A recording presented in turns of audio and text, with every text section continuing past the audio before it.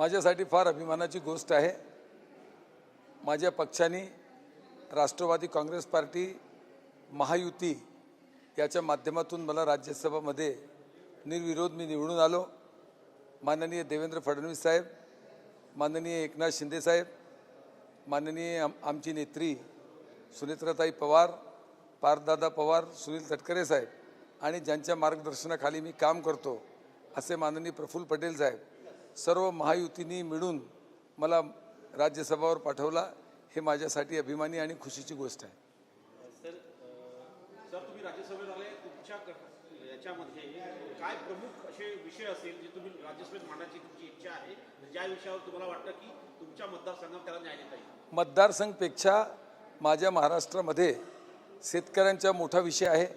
धान उत्पादक शेतकरी असो, मक्का उत्पादक शेतकरी असो, कांदा उत्पादक शेतकरी असो, कपास उत्पादक शेतकरी असो, शेतकऱ्यांचे प्रश्नावर जे मला संधी मिळालेली आहे याच्यावर महाराष्ट्रामध्ये सिंचन, शेतकरी आणि युवक यासाठी मी भरपूर जे माझ्यामध्ये काम करण्याची क्षमता आहे आणि देशाचे यशस्वी पंतप्रधान माननीय नरेंद्रजी मोदी, गृहमंत्री माननीय अमित शाह साहेब आणि केंद्र सरकार शेतकऱ्यांबाबत आणि युवकांना रोजगार देण्याबाबत ज्या पद्धतीने काम करत आहे त्या पद्धतीने माझा एजेंडा शेतकऱ्यासाठी, युवकासाठी आणि आरोग्य आणि सिंचन या विषयावर मी जास्त काम करणार। सर तुम्ही यावर विधान परिषद, आता राज्यसभा आणि त्यात तुमच्या जिल्ह्यामध्ये 3 खासदार झाले।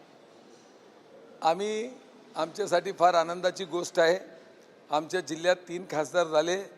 याच्यात 3 खासदार झाल्यामुळे एक चांगला म्हणजे ताकद दिलेला आहे आणि तिघही खासदार मिळून आमचे भंडारा, गोंदिया, नागपूर, चंद्रपूर, वर्धा हे सर्व जे जिल्हे आहेत याच्यात फार मोठे मोठे सिंचनाचे प्रकल्प आहे। त्याच्यात गोसीखुर्द सारख्या प्रकल्पाला एक चांगल्या पद्धतीनं आणखीन कसं काय पूर्ण तेवर जाणार, केंद्र सरकारची फार मदत आहे, पण त्याच्यासाठी अगदी जोराने काम झालं पाहिजे यासाठी मी प्रयत्न करणार। गोसीखुर्द हा राष्ट्रीय प्रकल्प आहे, पण त्यात अजूनही अनेक अडचणी आहेत। इतका मोठा प्रकल्प आहे, आता सिंचन सुविधा पण सुरू झालेली आहे। राष्ट्रीय प्रकल्प असल्यामुळे इतका मोठा प्रकल्प त्याच्यात थोडीफार अडचण येते, पण ज्या पद्धतीने राज्य सरकार आणि केंद्र सरकार काम करत आहे नक्कीच गोसीखुर्द पूर्ण होणार आणि त्याचा फायदा अनेक लाखो शेतकऱ्यांना होणार आहे। काही डेडलाईन वगैरे आहे की नाही पूर्ण होण्याची? 100% डेडलाईन प्रमाणेच काम चालत आहे आणि थोडाफार कमी जास्त होते, पण डेडलाईन आहे आणि सरकार पूर्णपणे प्रयत्नशील आहे। सर धानाचा प्रश्न तुमच्या भागामध्ये सर्वात महत्त्वाचा राहिलेला आहे आणि सातत्याने शेतकरी, तुमच्या भागातले खासदार इथे आंदोलन करताना पाहायला मिळत आहेत।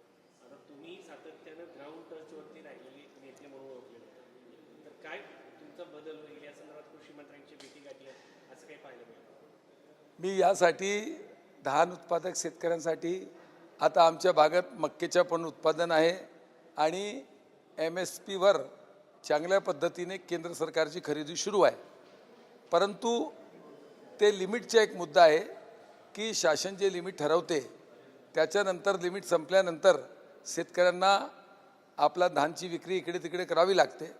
यासाठी धानाबद्दल, मक्केचे MSPबद्दल मी कृषी मंत्री आणि वेळ प्रसंगी मी अपॉइंटमेंट घेणार माननीय प्रधानमंत्री महोदयाच्या, आणि वेळ मिळाली तर या प्रश्नासाठी त्यांच्या समोर मी मांडणी आणि आमच्या भागाची प्रगती, उन्नती झाली पाहिजे, शेतकऱ्यांना चांगले भाव मिळाले पाहिजे यासाठी प्रयत्न करणार। सर महायुतीचे सगळे आज आमदार भंडारा जिल्ह्याचे उपस्थित होते। हा एक मेसेज होता, म्हणजे एखाद्या पक्षाच्या खासदाराच्या शपथविधीला जनरली त्यांचे कुटुंबीय असतात किंवा पक्षातले नेते मंडळी असतात, तुमच्यासाठी भाजपची लोक होती, सर्व पक्षीय लोक, आम्ही महायुतीमध्ये आहोत आणि आमच्या महायुतीमध्ये ज्या पद्धतीने आम्ही गोंदिया भंडारा जिल्ह्यात काम करतो, महायुतीमध्ये काम करताना जे भाजपाचे आमचे मित्र आले, महायुतीचे एक भाग म्हणून ते उपस्थित राहिले। थँक्यू। शपथविधीनंतर खासदार प्रफुल्ल पटेल साहेब सोबत होते।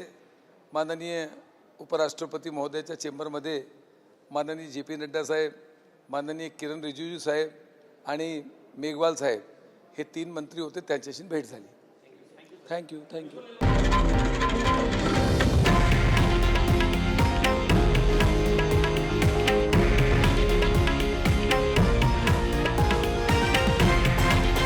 हे आहे देशातील नंबर 1 न्यूज नेटवर्क आणि आपण पाहत आहात TV9 मराठी, एकमेव.